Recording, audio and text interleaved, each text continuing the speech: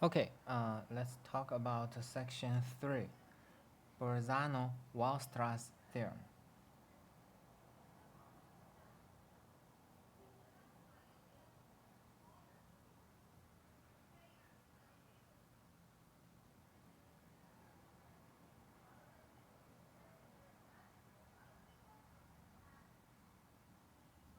Okay, so let's see. First, we know that the sequence of -1 to nth power, this sequence is -1, +1, -1, +1. Let's not use braces. Braces means uh, it's a set. So this infinite sequence, of course, does not converge.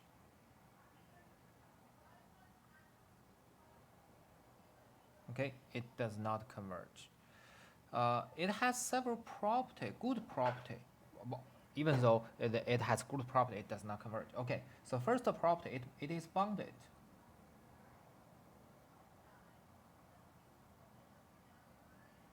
It does not converge.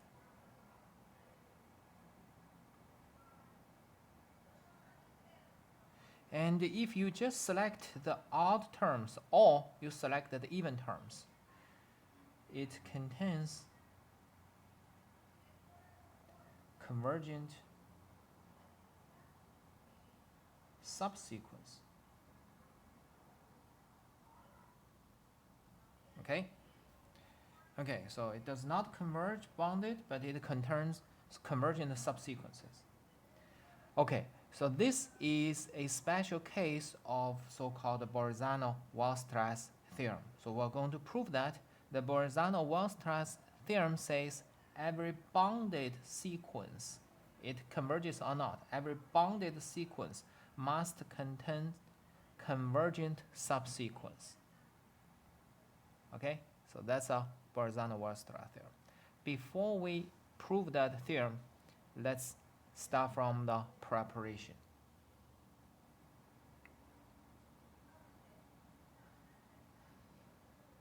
Okay, the definition. Let xn be a sequence of real numbers. Okay, so we have sequence of real numbers. 1, xn is said to be increasing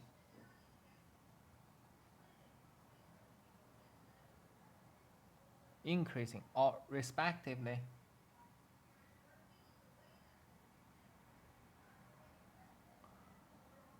strictly increasing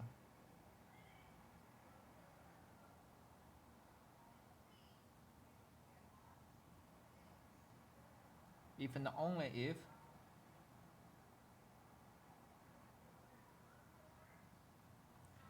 x1 is less than or equal to x2, less than or equal to x3, less than or equal to. So if you just require the increasing property, it is less than or equal to. If you have strictly increasing respectively, you will have x1 strictly less than x2, strictly less than x3, strictly less than the next term. So strict monotone increasing means you do not include the equal sign. Okay, so this is increasing and strictly increasing. And parallelly, we have the decreasing and strictly decreasing.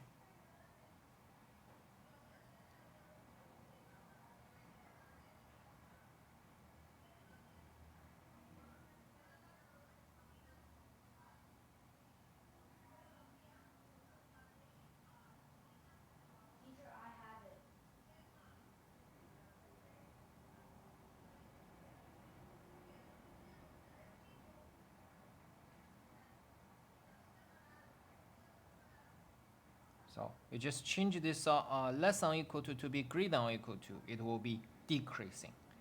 And strictly decreasing, just remove the equal sign.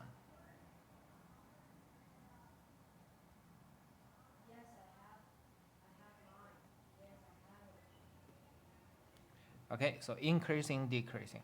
If you combine them together,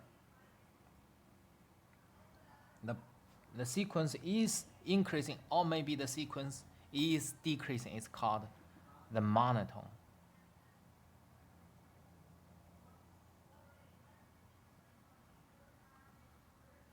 It's called to be monotone. Monotone means for this whole sequence it is increasing, or for another sequence it's decreasing. You cannot say a sequence is increasing together with the decreasing. If that happens, that's a constant sequence. Okay, so one sequence, if it's monotone, it will either belong to the increasing or belong to the decreasing. No together, no. Okay, monotone if and only if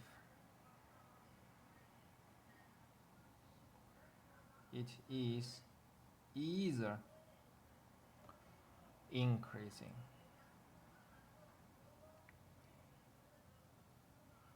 or decreasing. Okay.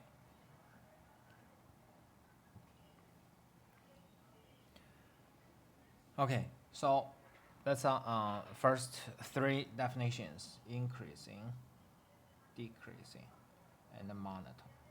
Monotone is just a cover name for both cases. And okay, that's a definition. After definition, we will have some little notation. So if xn is increasing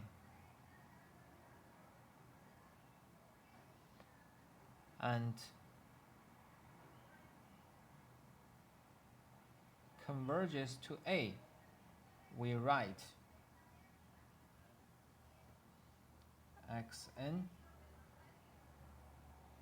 increases to A, so go up, or decreases A, decreasing,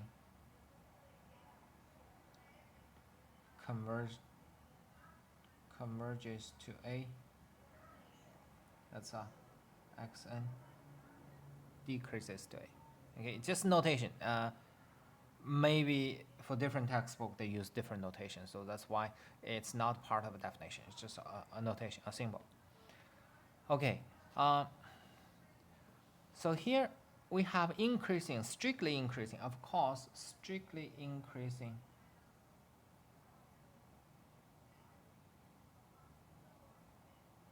will imply increasing. That's clear. Strictly increasing is a strong condition, and strictly decreasing will imply decreasing. Okay. And also another interesting and important property is that xn is increasing if and only if you put a negative sign for each term, negative xn is decreasing. So when you put a negative sign, you will interchange between increasing and the decreasing property. All right. Okay. So that's comments about the definition. And after that, let's prove a theorem. The theorem has its origin in one concept, in one result. We know that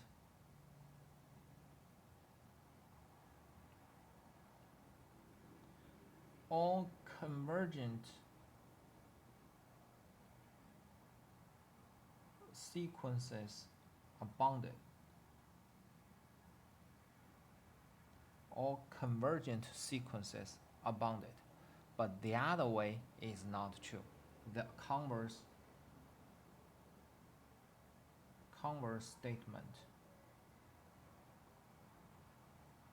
is not true. Not every bounded sequence converge, right? So we had this example. But if we say we only consider monotone sequences, then this converse statement is true. Okay? If we only consider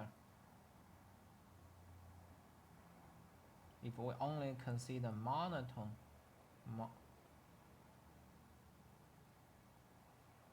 sequences, the converse statement is true. Okay, only in this small class of sequences you have the correct converse statement. That's the theorem 2.19. Theorem 2. That's called the monotone convergence theorem.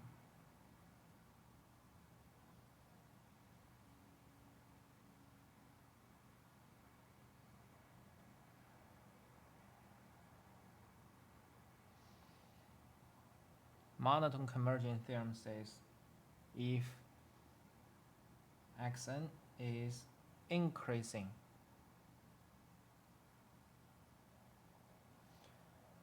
and bounded above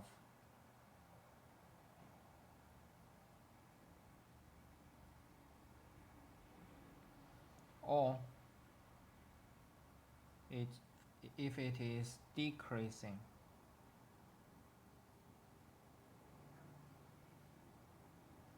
and bounded below,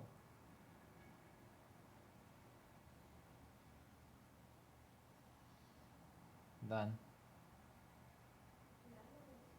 xn has a finite limit.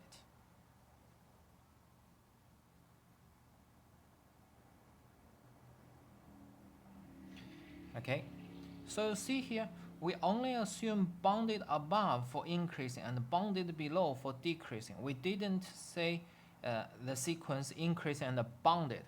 The reason is that if you have an increasing sequence, it is automatically bounded below, right? Check here. If you have an increasing sequence, this first term x1 is a lower bound. Increasing function is automatically bounded below. So you don't have to mention that. You only need to add this extra condition. It's bounded above. Okay.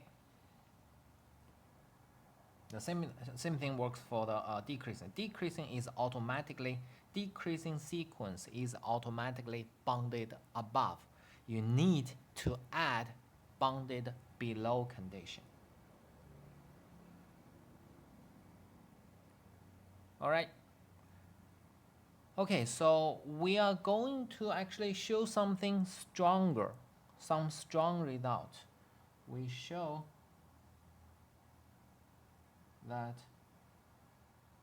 an increasing bounded above sequence will converge to its supremum. We'll show this. Okay, let's see how do we show it. That's the first part. Okay, so suppose xn is increasing and bounded above, increasing and bounded above. Then by the completeness axiom,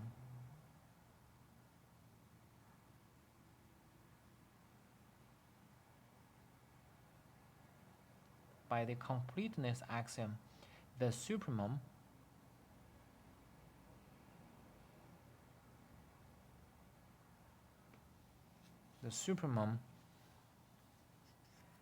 A, which is a sup of xn belong to the set of natural numbers, this exists.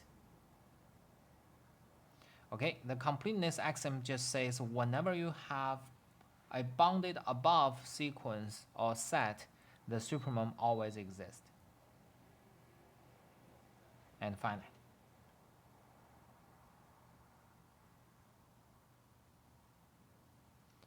Right? Okay, so supremum is a finite. Supremum has one property for any epsilon greater than 0. There is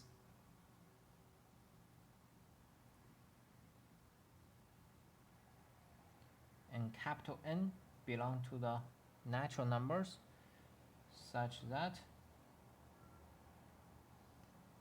a minus epsilon is less than x capital N less than or equal to a.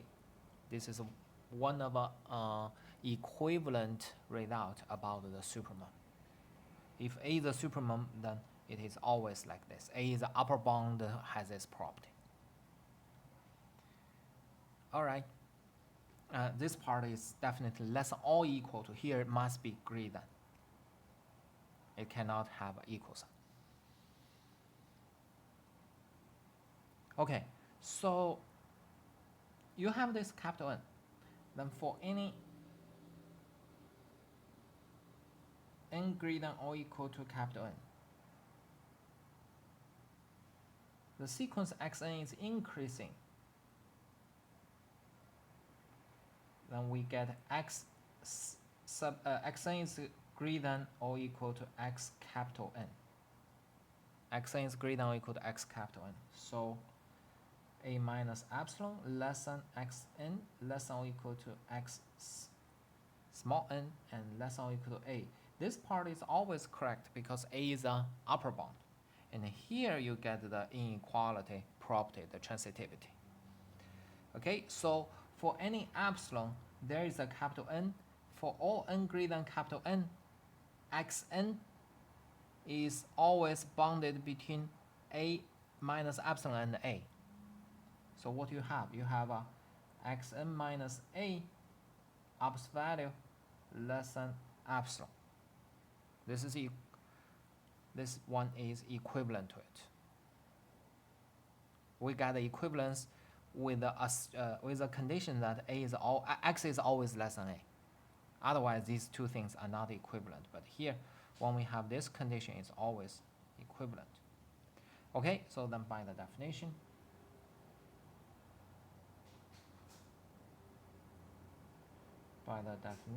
of the limit,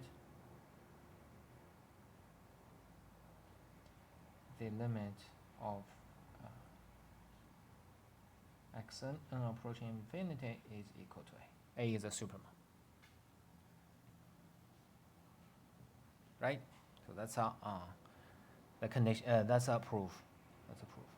So we are going to copy this proof almost word by word and get the proof for the decreasing bounded below sequence. And for increasing bounded above sequence, you are going to prove it converges to its supremum. And for the decreasing bounded below sequence, you will get the counterpart. You will show the sequence will converge to its infimum. Okay? So suppose xn is decreasing and bounded below.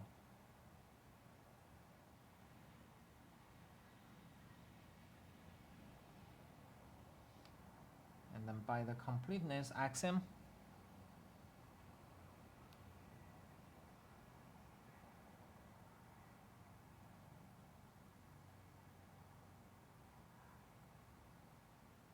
it's actually the corollary of the completeness axiom. It's not a directly completeness axiom. Corollary.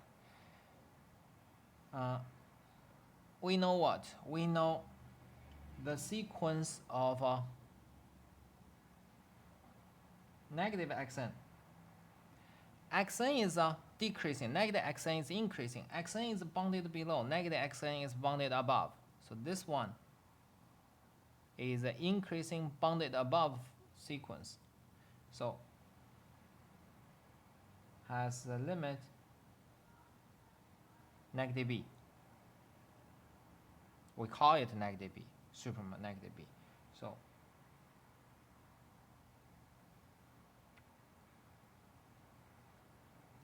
and then apply the limit laws. Apply the limit laws. This is equivalent to say the limit xn is equal to b. B is the infimum. Remember that b is the infimum. Okay, so xn is decreasing bounded above, bounded below. The negative xn is increasing and bounded above.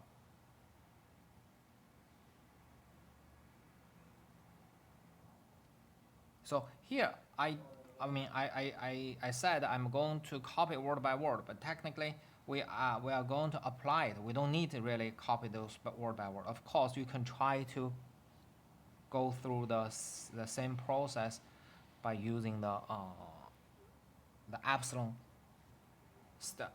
argument. But here, the textbook directly provide the application of the first part, and together with the interaction between decreasing, increasing, bounded above, bounded below conditions, and also they tell you if you have a negative xn, it has a limit of negative b, then the xn has a limit b. Okay, so you can try both. You can try the other way. You can try the other way to practice this. And when practice that, you remember that you are going to change the direction of inequality. Okay. Now let's see. Then example.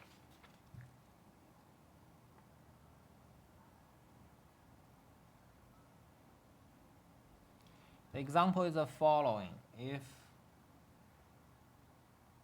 a has ops value less than 1, then a to nth power will approach 0 as n approaches infinity. Okay, approaches 0 as n approaches infinity. How do we show that? Before we show that, we had a result. Before we show it, the result is the following. If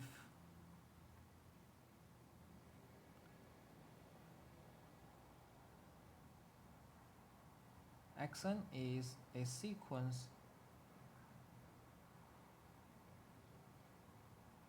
with the limit of the ops value of xn equal to 0. If you have a sequence with the ops value, it converges to 0. Then xn itself will have the limit 0. So this is one of the results. So how do we show this result? This result is it's not difficult to prove. And be careful, this number 0 is special. It only works for 0. If you let the limit of ops value of xn equal to 1, 2, 3, whatever number, non-zero number, then this limit, without ops value, the limit may not exist. Okay, only for 0 you have such property. This result can be proved by the squeeze theorem. Remember that xn is always xn, whatever number, real number, always satisfy this condition. X is bounded by negative ops value with positive ops value. And we know that these two left and the right sequences both have limit of 0, and then the middle sequence will have limit of 0. So this is the squeeze theorem. Okay, that's a squeeze theorem. We're going to use this property to show this. Why don't we just prove this limit an approaches 0 directly? The thing is that we only know a ops value less than 1, we don't know it is positive or negative. Whenever you are going to compare numbers, it's better for us to just compare positive numbers, because when you have negative numbers, you do multiplication, you may change the direction of inequality, right? Remember, when you apply the inequality by a negative number, you are going to change the direction. And when you compare the numbers, you want to control that. You want to either always less than or equal to or always greater than or equal to. Okay, so in that case, we just want to consider positive number. We don't want to consider negative number. Okay, so that's the reason we like the number with ops value is always positive, and this is the reason behind its suffixes. So you see, in the proof of the textbook, it says it suffixes to show that the limit of ops value of a to nth power is equal to 0. Why? You have this argument. Okay, so a has ops value less than 1, then a to nth power will have ops value less than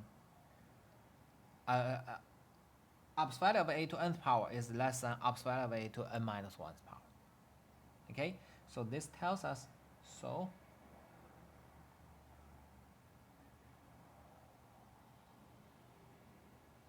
So this is what? Is a decreasing sequence.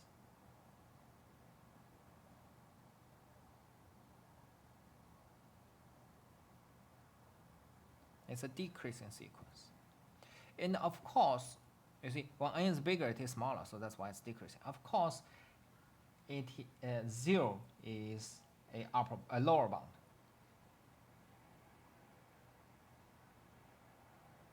0 is the lower bound. All the elements will be greater than or equal to 0. So 0 is the lower bound. So hence,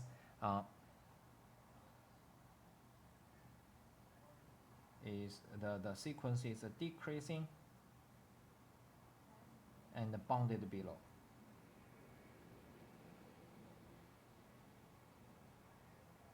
Decreasing bounded below by this monotone convergence theorem.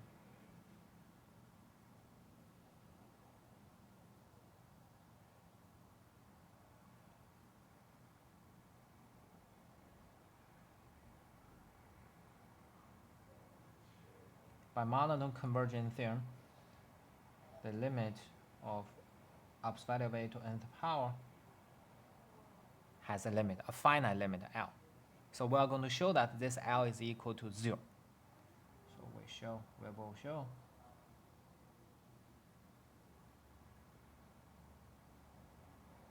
that L is equal to 0. Okay, now assuming it's not 0.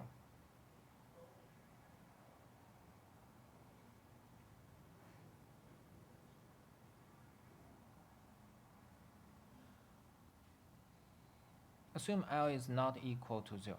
If L is not equal to 0, let's check here. Ops value of a to n plus 1's power is equal to ops value of a times ops value of a to nth power. Okay? So actually we construct two sequences and have a relation. One sequence is this one, ops value of a to power n plus 1. The other sequence is this one. The relation between them, remember that the relation between them is going to be, this one is a scalar multiple of the other one, so times, right? One sequence is scalar multiple of the other one.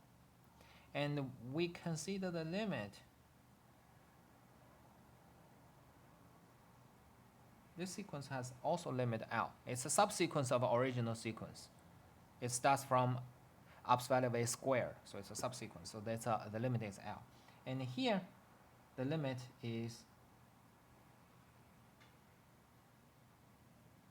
you apply the coefficient rule. You move this ops value of a forward.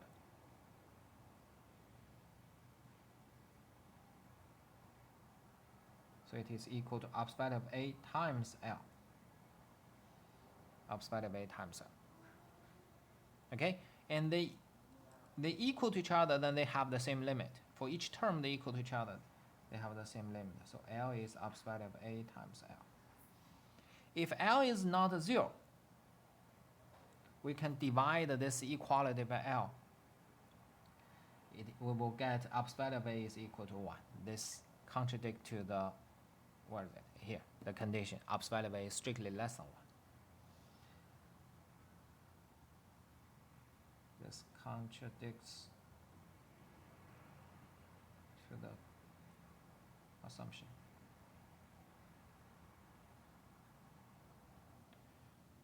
Therefore,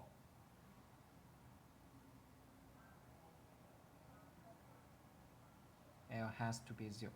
Well, yeah, we assume L is not 0. Okay, so L has to be 0. Okay, so this is the proof. If you have a small number, upper value less than 1, you take nth power, then this number will eventually approach 0. Always. Always. Okay? And in this proof, we construct a decreasing bounded below sequence. And we can have that because we assume it's we always take upper value of A. It's always positive, then we can do this multiplication. If you directly put A here, then you couldn't have any controlled inequality. It depends on the sign of X, A.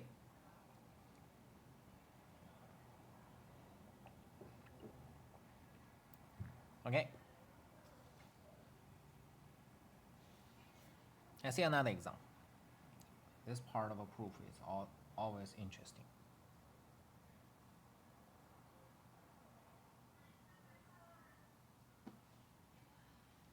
Okay, so if A is greater than 0, then the limit approaching infinity, A to power 1 over n is equal to 1.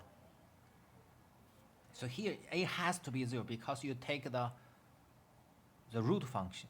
When n is an even number, the A has to be a positive number. So that's why it's a necessary assumption. It's not an artificial assumption. It's required by its nature. Okay? Well, okay, let's check. Proof. So we will, A is greater than 0.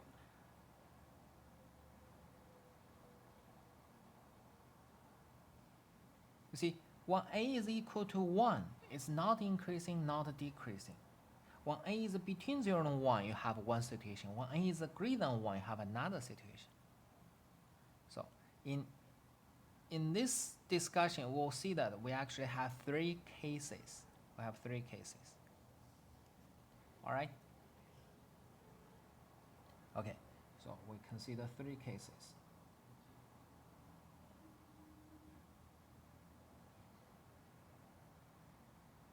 We first consider the simplest one.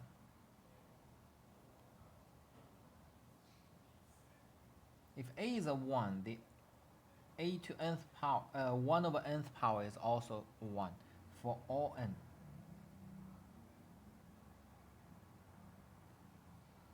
Then you have a limit of constant sequence.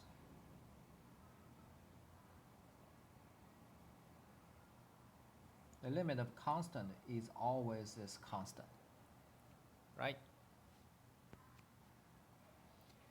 Okay, case 2. Case 2, let's assume A is greater than 1. A is greater than 1. Let's imagine that we take the nth root. This is nth root. A to 1 over n is nth root. If n is 3, A is 8.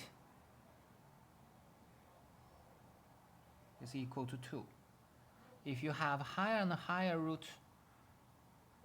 function, then the number becomes smaller and smaller. So we will show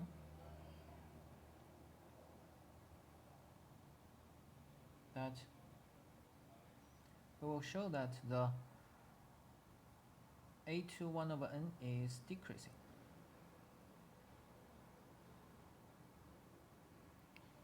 Okay, a21/n is decreasing. How do we show it? Let's see. So for any n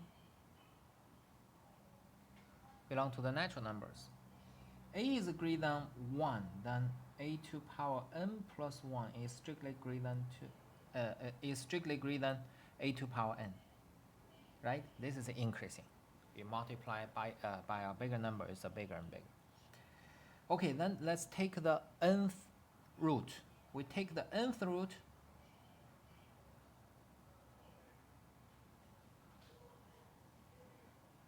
We have this. The nth root of nth power of a is a. And this left hand side, you can move this power function outside. Okay. Well, for the positive number, let's say just for positive number, a m nth root, a nth root m's power, they are the same thing. Okay, they are both equal to a2 m over n. Okay, and then here we take the n plus 1's root.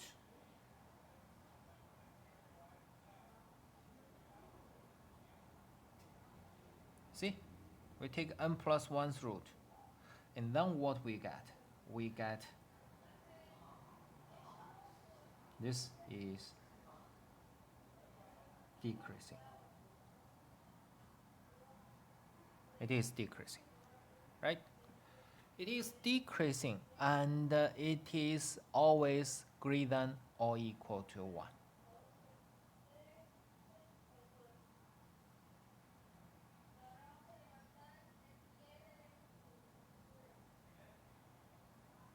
So you have a decreasing bounded below function. Actually, it is greater than or greater than 0. 0 is also lower bound. So to get the lower bound is not difficult. Okay, then by the monotone convergence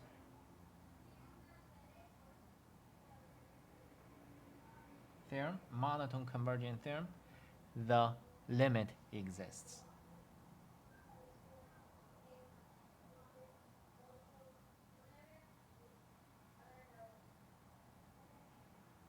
And of course, it is finite. Okay, so we are going to determine what is the value. What is the value? Okay, so let's check here. This place they use some trick.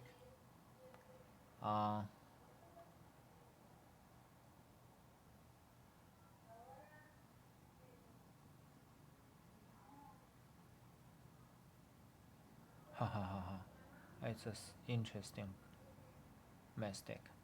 Okay, let's see this. Oh, sorry.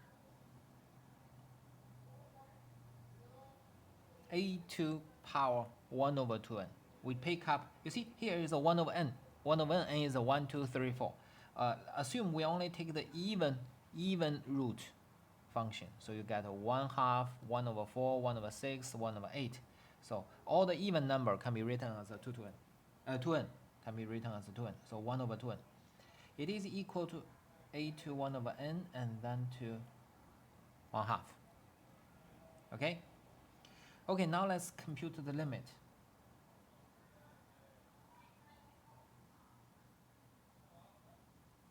Let's compute the limit. this is a subsequence from the convergent sequence, then its limit of this subsequence is equal to this L. In this place, a to 1 over n has limit L, and to the power 1/2, the limit is L to 1/2. All right, it's L to 1/2. So what you get L is equal to L to the power 1/2. Okay? L is equal to L to the power of 1/2. Then L is either 0 or L is equal to 1. So you have two possibilities. At least for from this equation condition, you have two solutions. But clearly L can only be one number. A to power 1 over n is greater than or equal to 1 for all n in the natural numbers. So the limit,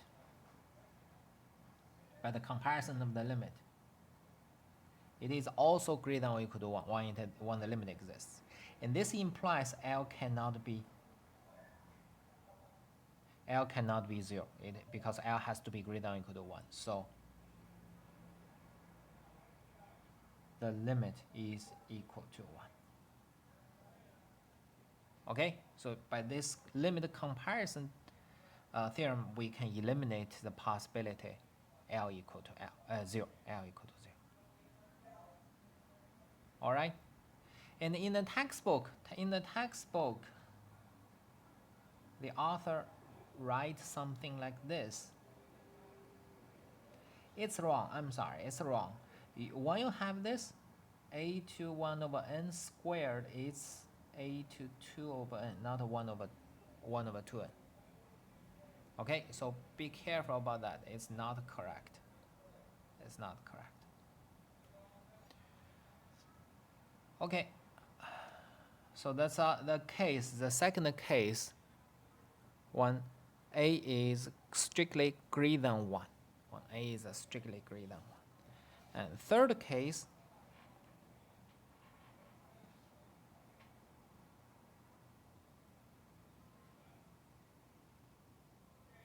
when a is between 0 and 1. When a is in this small interval, we know 1 over a is going to be bigger. 1 over a is greater than 1. So 1 over a is greater than 1, the limit 1 over a to the power 1 over n will be equal to 1 by case 2. It's number 1 by case 2, right? Okay, and then how can we get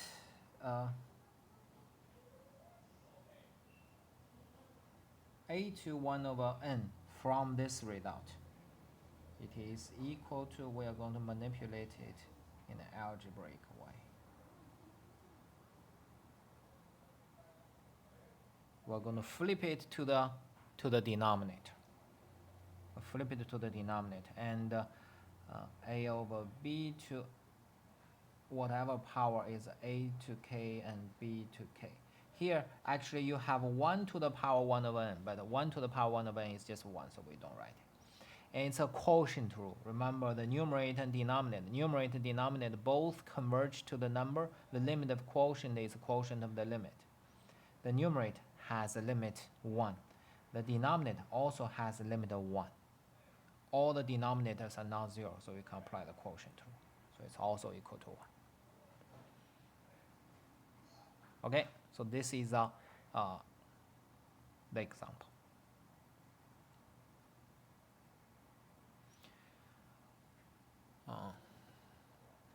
Okay, so that's 2 examples about applications of the monotone convergence theorem. You try to understand, get the feeling of them. And also those 2 results can be used in the future discussions. They are very useful. If you have a small number, take nth power, it will go to 0.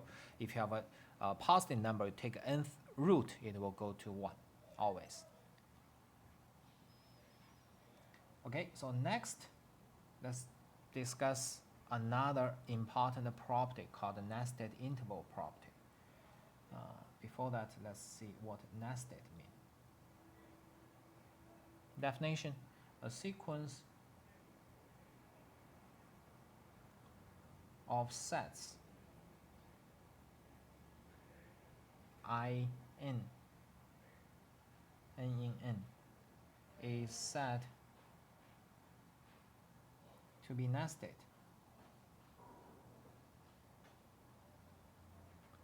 if and only if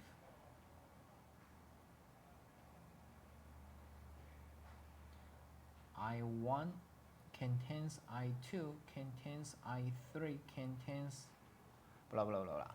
Okay, so one contains the next one, one contains the next one. It's called nested. It's like it is shrinking. The set is shrinking. Okay, so the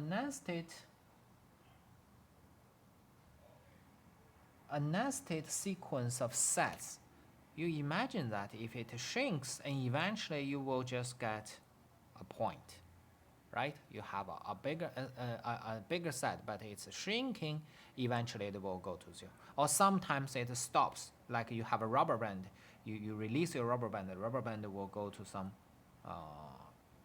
rest position. If the rubber band is an ideal rubber band, it will shrink to a point. Okay, so that's actually this is what the theorem 2.23 says. The nested interval theorem property.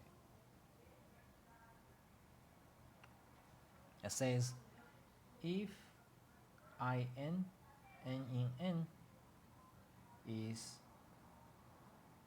a nested sequence of non-empty closed bounded intervals, then we get the intersection of all these sets. Basically, you just shrink it forever.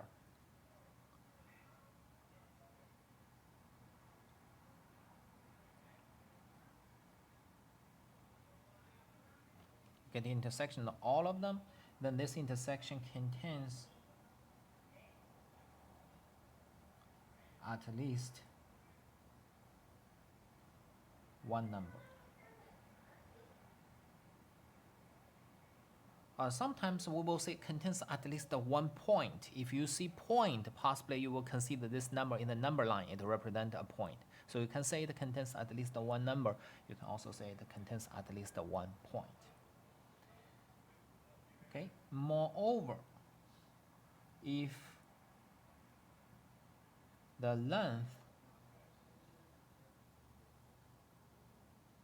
of these intervals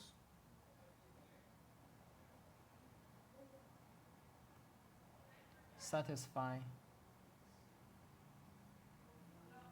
the length of the interval in converges to 0 as n approaches infinity, then like you have to shrink it without any diameter, then E contains exactly one number. Okay, so if your rubber band stops at a certain moment, then you will contain a region. The region, of course, contains at least one element. If your rubber band, this shrinking process never stop, and eventually all the rubber band shrink to a point, then you will contain exactly one point. So this is what the nested interval property says. Okay, so here you have an important assumption. It's nested, non-empty, closed, bounded. Nested, non-empty, closed, and bounded. Okay, let's see the proof. Because of those conditions, we assume I, the non-empty closed bounded interval, to be A n Bn. A n Bn. And I, the sequence of this interval, is nested. Nested means an is less than or equal to an plus 1. It's increasing because here is a bound, and then small and small and small, right? So the interval, interval, interval, interval. So the left end point will increase, and the right end point will decrease, right? So that's the property. So we get an is increasing. An is increasing with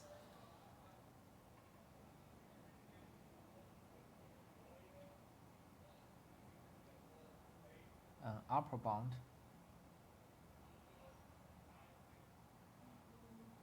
B1.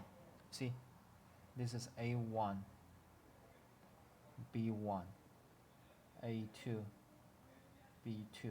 So you see that the sequence will not exceed B1, so it with upper bound B1. And Bn is decreasing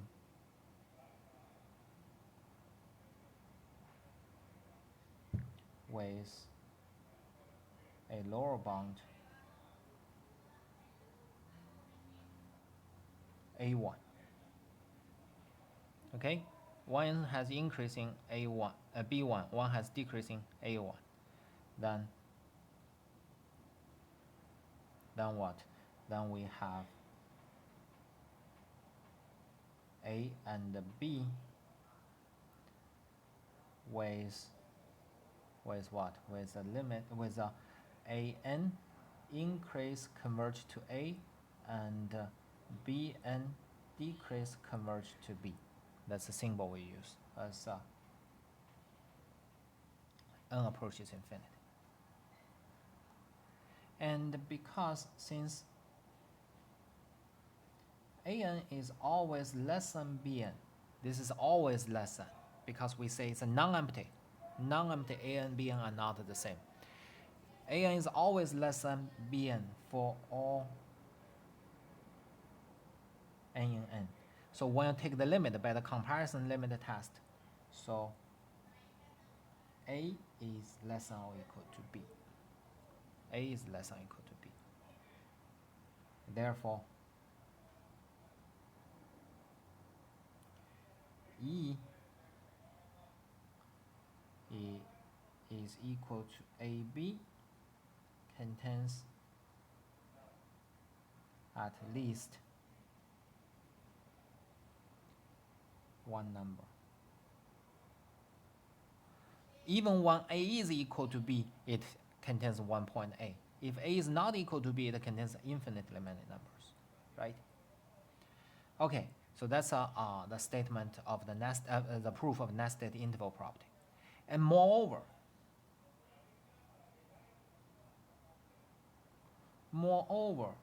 if the length of in, the interval in approaches 0 as n approaches infinity, then what we get? We get Bn minus an approaches 0 as n approaches infinity. Then this will imply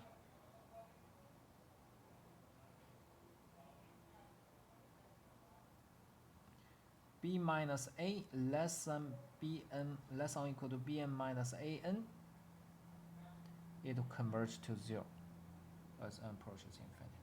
But B minus A is a constant number. So B minus A has to be 0. We know B is greater than or equal to A. B minus A is equal to 0, then B is equal to A. So E is just a singleton. it contains exactly